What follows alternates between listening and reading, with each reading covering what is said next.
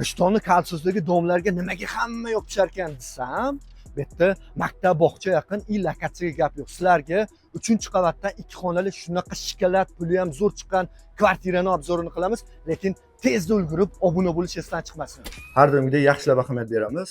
70 kvadrat, 3-etaj ходовой и kalsodan. Kirish joyimi garderob.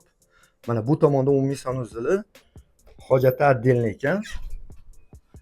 Sразу aytaman, stиральный mashinani olib ketishadi.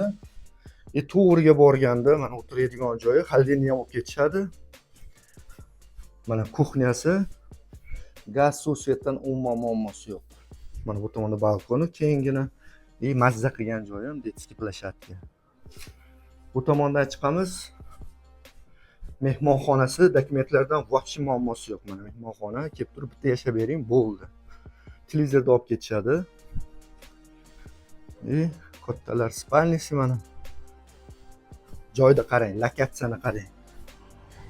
Maktab, bog'cha bir qadam.